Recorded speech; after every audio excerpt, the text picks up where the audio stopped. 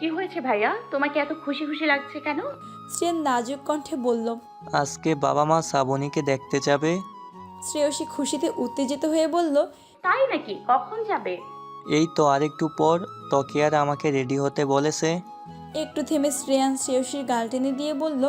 Thank you Shreya, thank you so much. তুই না থাকলে হয়তো বাবা মাকে আমি কখনোই শ্রাবণীর কথাটা বলতে পারতাম না। তুই তো একেবারে সমস্ত রেডি করে দিলি। শ্রেয়সী মুচকি হাসলো কেবল। ভাইকে এতটা খুশি দেখে তারও ভীষণ ভালো লাগছে। আসলে সেই কালকে রাত্রে তার বাবা মাকে বুঝিয়ে শ্রাবণীর কথাটা বলেছে। বাবা মা শ্রেয়সীর কথাকে যথেষ্ট গুরুত্ব দেন, তাই শ্রাবণীর সম্পর্কে যথাযথ ইনফরমেশন নিয়ে তার ফ্যামিলির সাথে যোগাযোগ করেন তারা। শ্রাবণীর ফ্যামিলিও ছেলেকে দেখে, ছেলের চাকরি ও ফ্যামিলি ব্যাকগ্রাউন্ড দেখে রাজি হয়ে যায়। কিছুক্ষণ পর শ্রেয়ান মুখ কিছুটা কালো করে বলল। কিন্তু শ্রাবণী যদি আমাকে পছন্দ না করে তখন কি হবে শ্রেয়া? আরে ভাইয়া, তুমি কোনো টেনশন করো না। তোমাকে পছন্দ না করার কোনো কারণই নেই। এত ভালো ভাইয়া আমার। মেয়েরা তোমার জন্য লাইন ধরে অপেক্ষা করে। তোমাকে পছন্দ করবে না তো কাকে পছন্দ করবে শুনি? শ্রেয়ান কিছুটা আশ্বস্ত হয়ে বলল। তুই থাকতে আমার কোনো চিন্তাই নেই শ্রেয়া। আমি জানি সব কিছুর মতো এটাও তুই ম্যানেজ করে দিবি। শুধু আমি ম্যানেজ করে দিলেই হবে ভাইয়া। বিয়ে করবে তুমি, তার সাথে সংসার করবে তুমি। আমাকেই তো আন্ডারস্ট্যান্ডিংটা ভালো করতে হবে, তার সাথে মানিয়ে নিতে হবে। কিন্তু কোনো কিন্তু নেই ভাইয়া। তুমি শ্রাবণী আপুর সাথে নিজে কথা বলবে।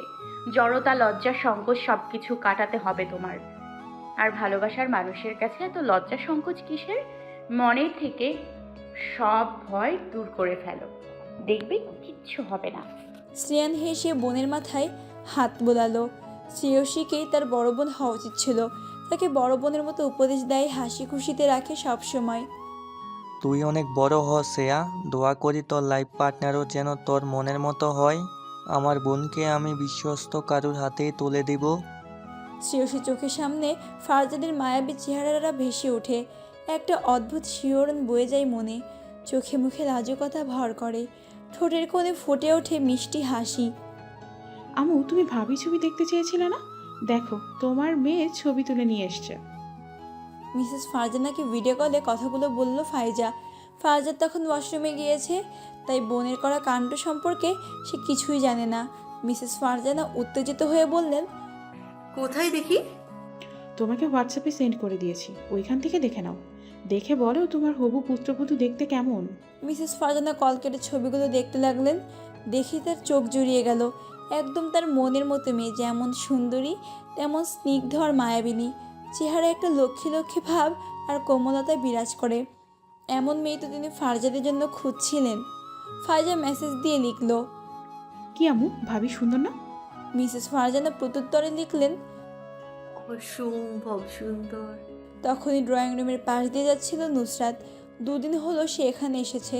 ফারজাদ বাড়িতে না থাকায় বেশ স্বস্তি পাচ্ছে সে, কিন্তু মনে মনে অন্য কিছু করায় পায়তারা করছে। হঠাৎই মিসেস ফারজানাকে কারো ছবি মনোযোগ সহকারে দেখতে দেখে সে থমকে গেল। পেছন থেকে উকি দিয়ে দেখতে লাগলো ছবিগুলো। কিছু বুঝতে না পেরে মিসেস ফারজানাকে জিজ্ঞেস করলো। এগুলো কার ছবি আপা? মিসেস ফারজানা হাসি মুখে উত্তর দিল। আমার হবু বৌমা। নুসরাত চমকে উঠল।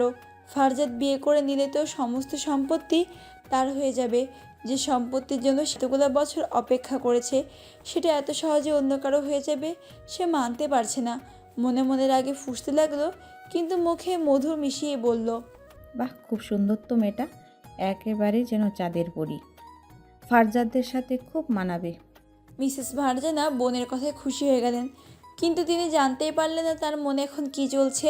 হ্যাঁ, খুব সুন্দর। এবার ফারজাদ আর ওর বাবা ফিরে আসলে ফারজাদের বিয়ের কথাটা বলবো। কত মেয়েকে দেখলাম আমার ছেলেকে, কত মেয়েকে দেখালাম আমার ছেলেকে, কাউকে সে পছন্দ করলো না। অবশ্য পছন্দ না করে ভালোই করেছে। না হলে এমন চাঁদের মতো একটা বৌমা তো পেতাম না। যে করে হোক এই মেয়েকে আমার বাড়ির বউ করে আনবো। নুসরাত মনে মনে প্রচণ্ড ফুঁসতে লাগলো। মনে মনে বলল। ইউনেকা ঘরে বৌমা আনবে, চাঁদের মতো বৌমা আনবে। আনাচ্ছি তোকে বৌমা। আমার এত বছরের স্বপ্ন এক নিমিষেই ভেঙে যেতে দেব না আমি। যে সম্পত্তির জন্য এতগুলো বছর মুখ বুজে সব কিছু সহ্য করেছি, তা এত সহজে হাত থেকে ছেড়ে দেই নাকি? কি করে?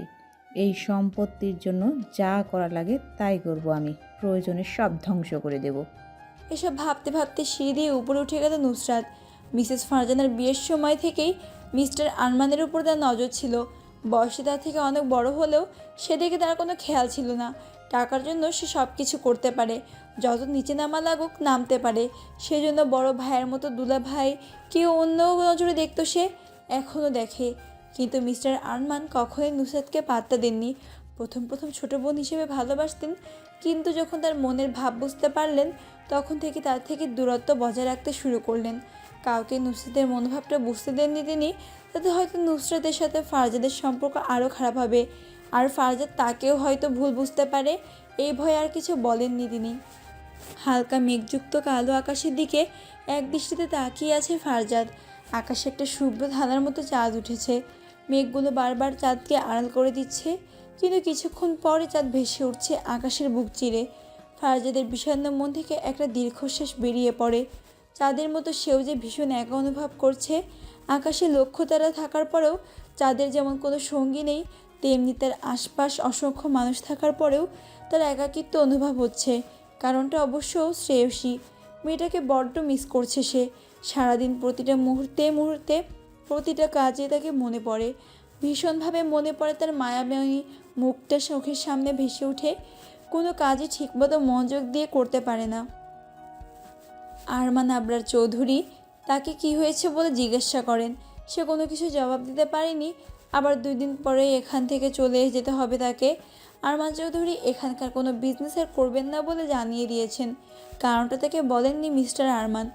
বারান্দার রেলিং ঘেঁষে দাঁড়িয়ে গিটার হাতে টুংটাং শব্দ করে যাচ্ছে ফারজাদ। গিটার থেকেও যেন আজ বিষণ্ণ সুর বেরিয়ে আসছে। কোনোভাবে সুরের লহরী সৃষ্টি করতে পারছে না সে। একসময় বিরক্ত হয়ে গিটারটা পাশে রেখে দিল। হঠাৎই মনে হলো শ্রেয়সীকে কল করলে কেমন হয়। ফোনটা বের করে কয়েকবার কল দিতে নিয়েও দিল না। কেমন যেন অস্বস্তি হচ্ছে। অনেকক্ষণ মনের সাথে যুদ্ধ করার পর অবশেষে কল দিয়েই দিল। কয়েকবার রিং হওয়ার পরেও ফোন যখন ধরলো না, তখন ফারজাদের মনটা খারাপ হয়ে গেল। মলিন মুখে ফোনটা রেখে যেতে নিলে হঠাৎ করেই রিং বেজে উঠল। ফোনের স্ক্রিনে শ্যালু নামটা ভেসে উঠতেই সাথে সাথে তার মুখটা খুশিতে উজ্জ্বল করে উঠল। দ্রুত ফোন রিসিভ করে তাড়াতাড়ি বলতে লাগলো, হ্যালো শ্যালু, কেমন আছো তুমি? ফারজাদ ঘন ঘন নিঃশ্বাস নিতে লাগলো। ফোনের ওপাশ থেকে মধ্যবয়সী একটা মহিলার কণ্ঠস্বর শোনা গেল। হ্যালো, কে আপনি? ফারজাদ মুহূর্তেই দমে গেল যেন।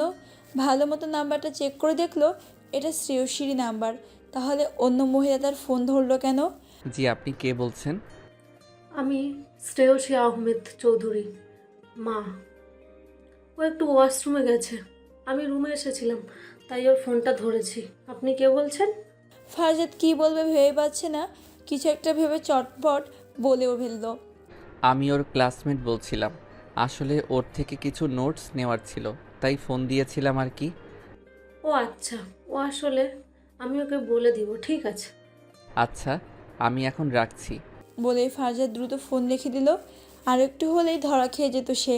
জোরে জোরে কয়েকটা শ্বাস নিল, কিন্তু তার অশান্ত মন শান্ত হওয়ার পরিবর্তে আরও দ্বিগুণভাবে অশান্ত হয়ে পড়ল। শ্রেয়সীর কণ্ঠস্বর না শোনা পর্যন্ত তার মন কিছুতেই শান্ত হবে না। জোরে একটা দীর্ঘশ্বাস ফেলে সে বারান্দাতে দাঁড়িয়ে সিগারেট একটা টান দিল। যখন খুব কষ্ট হয় তখনই সিগারেট খায় সে, তাতে কষ্ট কিছুটা লাঘব হয়। তার মা তাকে 1000বার মানা করেছে, কিন্তু তবুও মনের দুঃখ ভোলার জন্য 1000 বারণ ভঙ্গ করে সে সিগারেটে আগুন ধরালো। আজ বহুদিন পর সিগারেটে টান দিল। এর ভেতর জমানো ধোঁয়াগুলো সিগারেটের ধোঁয়ার সাথে বেরিয়ে আসলো যেন। কিছুক্ষণ পর আবার ফোন বেজে উঠল ফারজাদের। এবারও আগের মতো ভদ্রমহিলা ফোন করেছে ভেবে সে ফোনটা ধরল না, কিন্তু লাগাতার কল দেওয়াতে সে ইতস্ত করে ফোনটা ধরে ফেলল। কাপা কণ্ঠে হ্যালো বলতেই ওপাশ থেকে ভারী নিঃশ্বাসের শব্দ শুনতে পেল সে। তার বুঝতে বাকি রইল না ফোনের ওপাশের মানুষটাকে। সেই মানুষটার নিঃশ্বাসে তার ভীষণ চেনা। ফারজাদের হৃদস্পন্দন ক্রমেই বাড়তে লাগলো। কেউই কোনো কথা বলছে না। দুপাশ থেকে প্রগাঢ় নীরবতা ভেদ করে শুধু নিঃশ্বাসের শব্দ শোনা যাচ্ছে। দুজনের হার্টবিট প্রবলভাবে বৃদ্ধি পাচ্ছে। অবশেষে নীরবতা ভেঙে শ্রেয়সী বলল। তুমি কল করেছিলে আমায়? ফারজাদ ঘোর থেকে বের হয়ে আসলো যেন। ঝটপট বলল। হ্যাঁ করেছিলাম, তোমার আম্মু ধরেছিলেন। শ্রেয়সী হেসে বলল। কি বলেছিলে? তুমি আমার ক্লাসমেট হও? নোট নেওয়ার জন্য ফোন করেছিলে? ফারজাদ ফিক করে হেসে ফেলল। ওপাশ থেকে শ্রেয়সীও হেসে ফেলল। পরক্ষণে দুজনে আবার চুপচাপ হয়ে গেল। ফারজাদ প্রচণ্ড বিষাদিত স্বরে বলল। তোমায় প্রচণ্ড মিস করছিলাম শ্যাডু। ফারজাদের কণ্ঠস্বর শুনে শ্রেয়সীর বুকটা ধক করে উঠল। কী ছিল সেই কণ্ঠে তা জানা নেই। প্রবল আবেগ মেশানো ছিল সেই বাক্য, যে শ্রেয়সীকে একদম বাক্যহীন করে দিয়েছে। ফারজাদ আবারও বলতে শুরু করলো। আমার কি হয়েছে আমি নিজেও জানিয়ে শ্যাডু। আমি আগে এমনটি ছিলাম না, এখন কেমন জানি হয়ে যাচ্ছি। কোনো কাজেই মন বসাতে পারি না। তোমাকে ছাড়া একটি মুহূর্ত ভালো লাগে না। প্রতিটা কাজে প্রতিটা মুহূর্তে শুধু তোমার কথাই ভাবি। মান সপটে শুধু তোমার ছবিটাই ভেসে ওঠে। তুমি হিনা প্রতিটা মুহূর্ত যেন হাজার যুগ মনে হয়। প্রতিটা মুহূর্তে তোমাকে কাছে পেতে মন চায়। মনে হয় তোমার থেকে হাজার হাজার পথ দূরত্বে আছি আমি। সমস্ত পথ অতিক্রম করে তোমার কাছে ছুটে যেতে মন চায় বারবার। এই অবাধ্য মনটাকে যে আমি কিছুতেই শান্ত করতে পারি না। তুমি থাকলে মনে হয় হৃদয়ে বসন্তের সুবাতাস বইছে। আর তুমি হিনা এই হৃদয় রিক্ত শূন্য ক্ষত বিক্ষত হয় প্রতিটা মুহূর্তে। আমি কিছুই ভাবতে পারি না তোমাকে ছাড়া। কি করব আমি এখন বলো? তোমার কি জানা আছে এই রোগের সমাধান? শ্রেয়সীর চাপ চোখ থেকে কেবল অঝরে অশ্রু ঝরে পড়ছে। ঠোঁট জোড়া অনবরত কাঁপছে। গলা ধরে আসছে যেন। একসময় না পেরে ফুপিয়ে কেঁদে উঠল। ফারজাদ ওপাশ থেকে অস্থির হয়ে বলল। এগিয়ে শ্যালো, তুমি কাঁদছো কেন?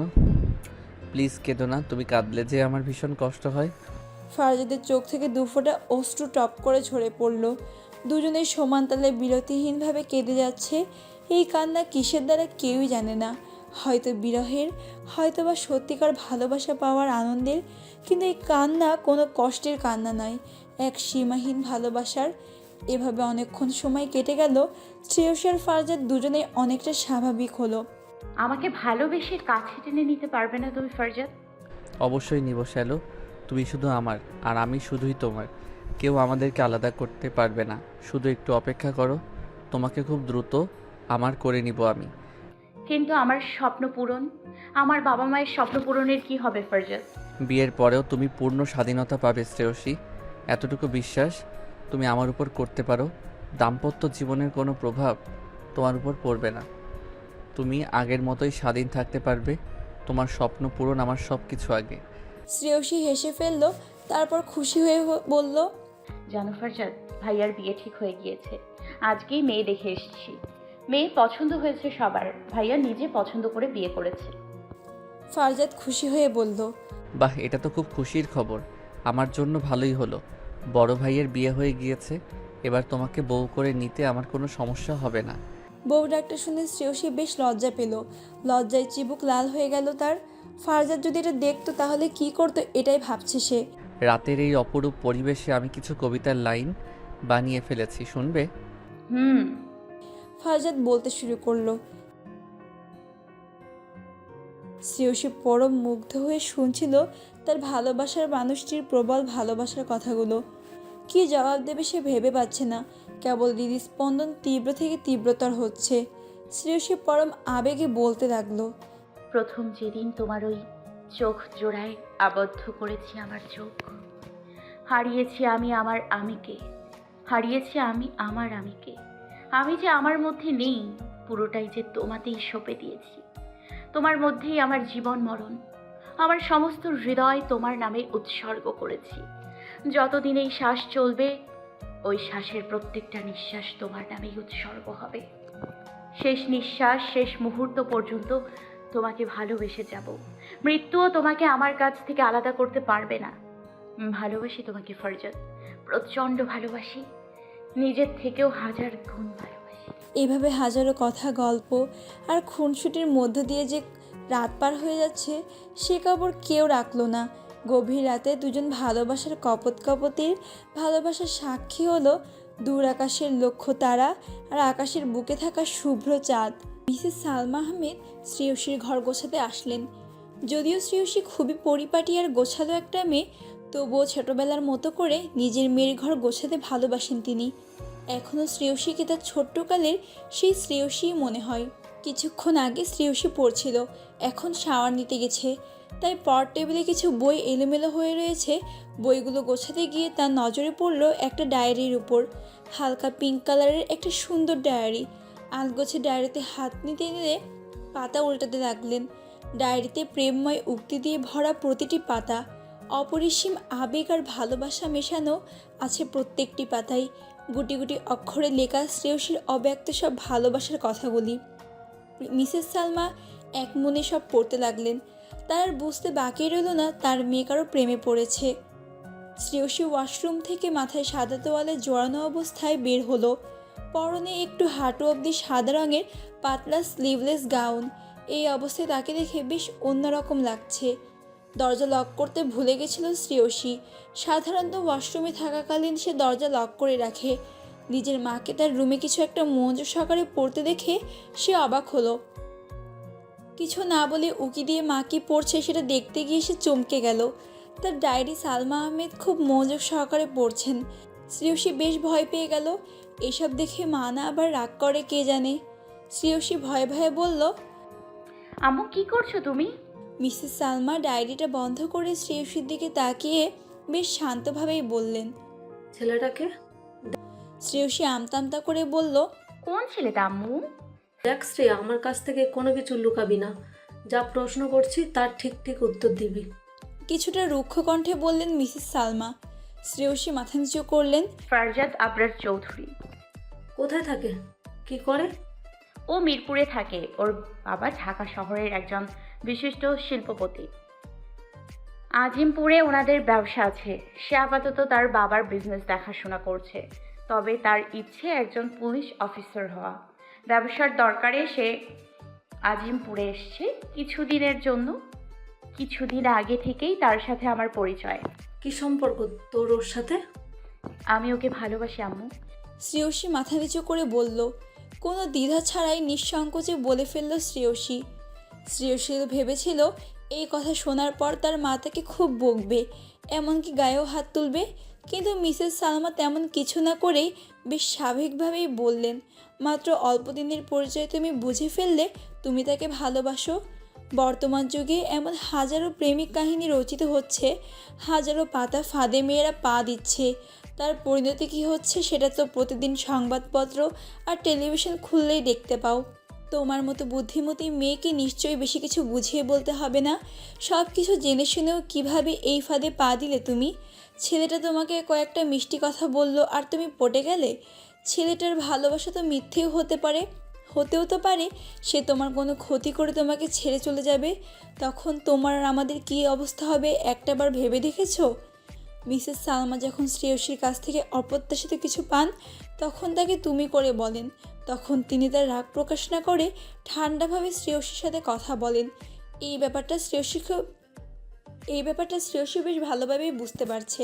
তবুও শ্রেয়সী বেশ দৃঢ়তার সাথে বলল, আমি জানি বর্তমান যুগের ভালোবাসাগুলো কেমন, আর জানি বলেই ছোটবেলা থেকে অজস্র প্রেমের প্রস্তাব পাওয়ার পরে প্রত্যাখ্যান করে গিয়েছি। কারণ তুমি বেশ ভালো করেই জানো তোমার মেয়ে কতটা বিচক্ষণ।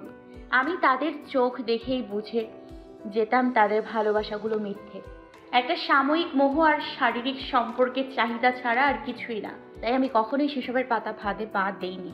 সবাই আমাকে অহংকারী অ্যারোগেন্ট ভাবলেও আমি সেসবে পাত্তা দিতাম না, কারণ আমার কাছে আমার জীবন আর ভালো লাগা সবার আগে।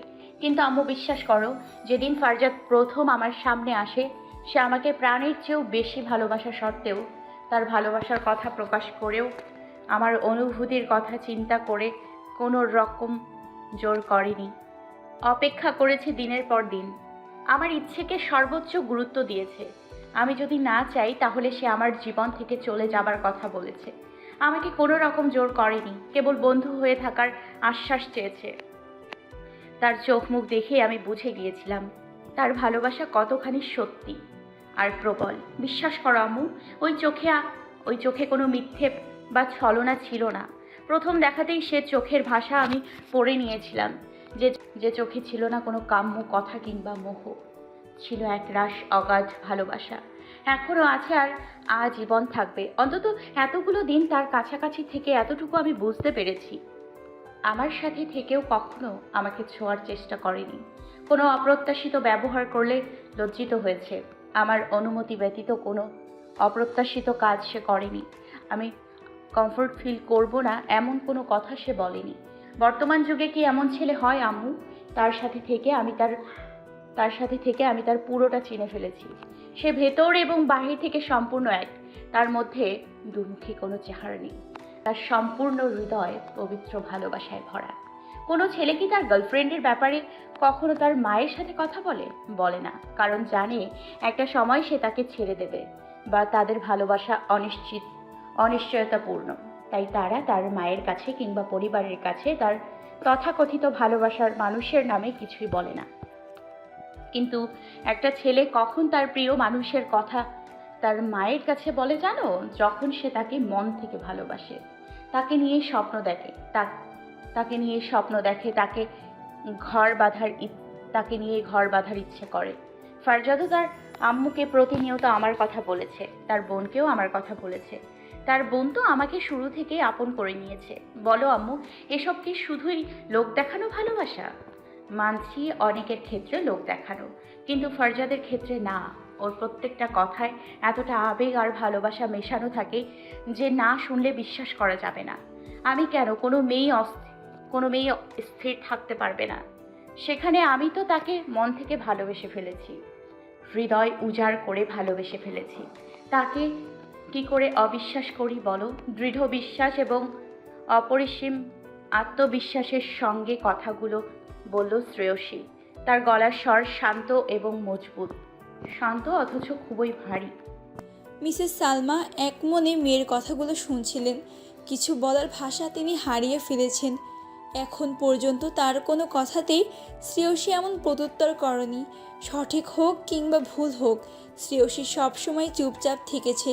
কিন্তু আজ কি হলো? মেয়েটার এত বদলে গেল কি করে? মিসেস সালমা আস্তে আস্তে বললেন, তাহলে তোর ক্যারিয়ারের কি হবে?